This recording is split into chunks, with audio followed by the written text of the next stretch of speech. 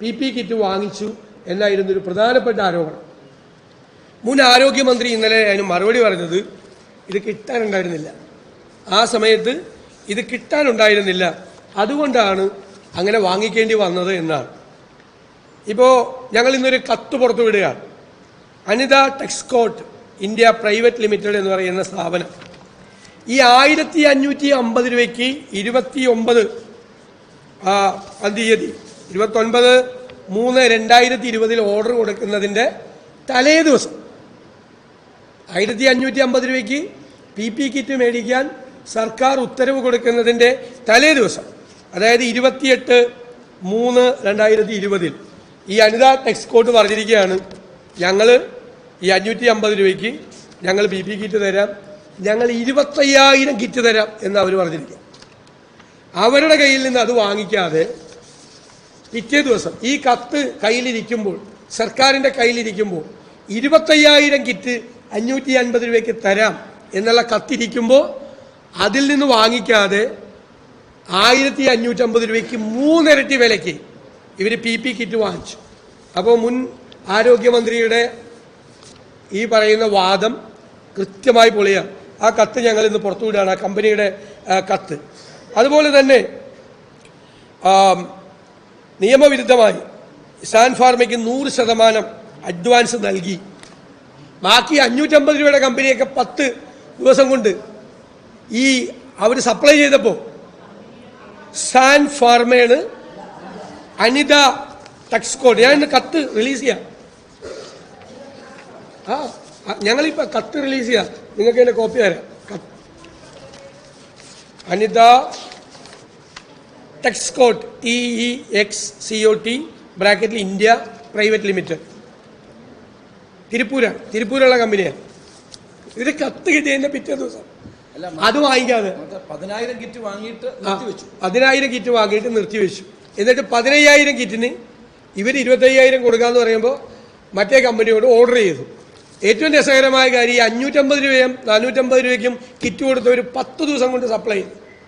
ഈ 100% അഡ്വാൻസ് കൊടുത്ത ഏവൻ പകുതി പോലും ഇത് ചെയ്തില്ല, വളരെ വൈകിട്ടാണ് ഇത് കൊടുത്തത്.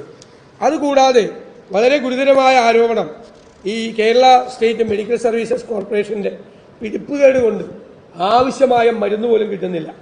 67 ആശുപത്രികളിൽ നടത്തിയ പരിശോധനകളിൽ 62,000-ലേറെ സന്ദർഭങ്ങളിൽ മരുന്ന് കിട്ടിയിട്ടില്ല.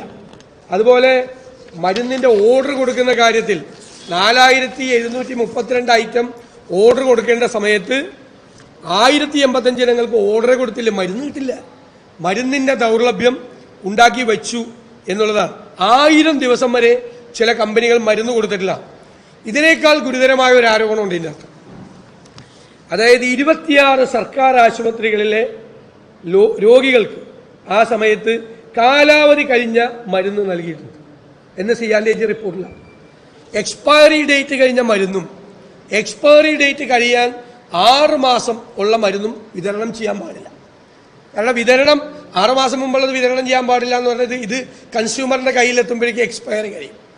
എന്തുകൊണ്ടാണ് എക്സ്പയറി കഴിഞ്ഞ മരുന്ന് കൊടുക്കാൻ പാടില്ലെന്ന് പറയുന്നത്? അതിൻ്റെ മോളിക്യൂൾസിൽ മാറ്റം വരും, മോളിക്യൂൾ ചേഞ്ച് ഉണ്ടാവും. രാസമാറ്റം സംഭവിച്ചാൽ അത് രോഗികളുടെ ജീവൻ തന്നെ അപകടത്തിലാവും. എന്നിട്ടാണ് ഈ പാവപ്പെട്ടവൻ പോകുന്ന 26 സർക്കാർ ആശുപത്രികളിൽ എക്സ്പയറി ഡേറ്റ് മരുന്ന് കൊടുത്തു. എന്താ അതിൻ്റെ അട്രാക്ഷൻ എന്നറിയാമോ? അട്രാക്ഷൻ അറിയോ? 100 കോടി രൂപയുടെ മരുന്ന് ഓർഡർ ചെയ്താൽ 100 കോടി രൂപ ഈ കമ്പനിക്ക് കൊടുക്കണമല്ലോ.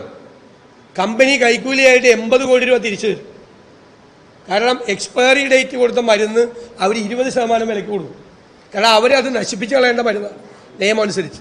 നശിപ്പിച്ച് കളയാൻ ഫാർമസ്യൂട്ടിക്കൽ കമ്പനികൾ വെച്ചിരിക്കുന്ന മരുന്ന് 20% പൈസ കൊടുത്ത് 80% കാശ് വാങ്ങിച്ചിട്ടാണ് ഈ എക്സ്പയറി ഡേറ്റ് കഴിഞ്ഞ മരുന്ന് വിതരണം നടത്തുന്നത്. 20%.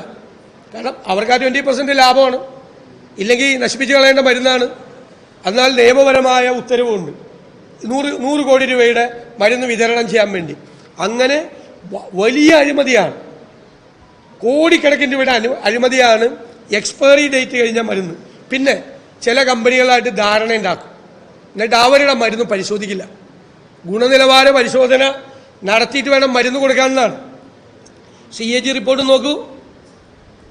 ഒരു വർഷത്തെ 54,000 ബാച്ച് മരുന്നുകളിൽ ഇടോളം 54,000 ബാച്ച് മരുന്നിൽ 8,700 ബാച്ചുകളുടെ ഗുണനിലവാരം മാത്രമാണ് പരിശോധിച്ചത്. നമ്മളൊക്കെ മേടിച്ച് കഴിച്ചത് ഈ ക്വാളിറ്റി ടെസ്റ്റ് നടത്താത്ത ബാച്ചുകളാണ്. ഇനി 46 ഇനം മരുന്നുകൾക്ക് ഒരു ക്വാളിറ്റി ടെസ്റ്റും നടത്തിയില്ല. 14 വിതരണക്കാരുടെ ഒറ്റ മരുന്ന് പോലും പരിശോധിച്ചില്ല.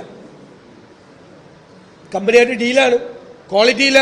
നിങ്ങൾക്ക് പൊള്ളാച്ചി ചെന്നാലും മരുന്ന് കിട്ടും. ഒരു ഗുളികയ്ക്ക് 25 രൂപയുള്ള ഗുളിക 1 രൂപയ്ക്ക് അല്ലെങ്കിൽ 50 പൈസയ്ക്ക് പൊള്ളാച്ചിയിൽ നിന്ന് കിട്ടും.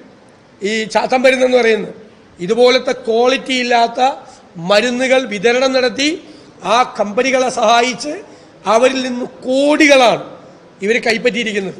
ഈ കോവിഡ് കാലത്ത് ബഹുമാനനായ ശ്രീ രമേശ് ചെന്നിത്തല പറഞ്ഞതുപോലെ പുര കത്തുന്ന സമയത്ത് അവർ വാഴ വെട്ടുകയായിരുന്നു. എന്നിട്ടാണ് ഈ കോവിഡ് കാലത്ത് നടത്തിയ അഴിമതിയാണ്. അതിനെക്കുറിച്ച് കൃത്യമായി ഇവർ പറഞ്ഞിട്ടുണ്ട്. ഈ PP കിറ്റിന്റെ കാര്യത്തിൽ മാത്രം ആണ് എക്സസ് എക്സ്പെൻഡിച്ചർ ഇൻകേർഡ് 10 കോടിയാണ്. 10 കോടി. CAG റിപ്പോർട്ട് വളരെ കൃത്യമാണ്. അപ്പോൾ ഈ കമ്പനി ആൾക്കൊക്കെ സഹായിക്കാൻ വേണ്ടിയിട്ട് പണം ഉണ്ടാക്കാൻ വേണ്ടിയിട്ട് ചെയ്ത ഒരു അഴിമതിയാണ്. ഞങ്ങൾക്ക് വളരെയധികം സന്തോഷമുണ്ട്. ഞങ്ങൾ ക്രെഡിബിൾ ആയിട്ടുള്ള ഒരു ആരോപണമാണ് ഉന്നയിച്ചത്. രാജ്യത്തെ കൺട്രോളറാണ് ഓഡിറ്റർ ജനറൽ, കേരളത്തിലെ പ്രതിപക്ഷം നിയമസഭയ്ക്കകത്തും പുറത്തും ഉന്നയിച്ച ഒരു ആരോപണം ശരിവച്ചിരിക്കുക. രണ്ടാമത്തത് ശ്രീ രമേശ് ചെന്നിത്തല ഇന്ന് ഉന്നയിച്ച ആരോപണമാണ്. ഞങ്ങൾ തുടരെ ഞങ്ങൾ രണ്ടുപേര് രണ്ടായിട്ട് ആരോപണം ഉന്നയിക്കുന്നതിനെ കുറിച്ചായിരുന്നു മന്ത്രി MP രാജേഷിന് വിഷമം.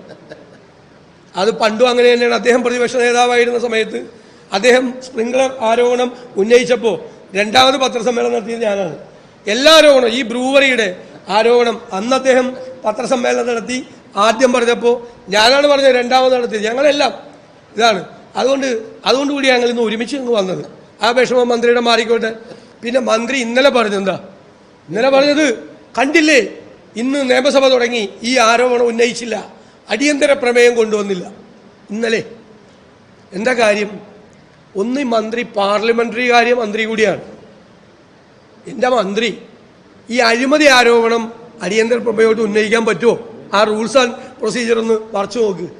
അഴിമതി ആരോപണം അടിയന്തര പ്രമേയമായിട്ട് ഉന്നയിക്കാൻ പാടില്ല, എഴുതി കൊടുത്തിട്ടേ ഉന്നയിക്കാൻ പാടുള്ളൂ. അപ്പം ഞങ്ങൾ നേരത്തെ ഞങ്ങളുടെ പാർലമെന്ററി പാർട്ടി തീരുമാനിച്ചിരുന്നു ശ്രീ രമേശ് ചെന്നിത്തല ആരോപണം ഉന്നയിക്കും.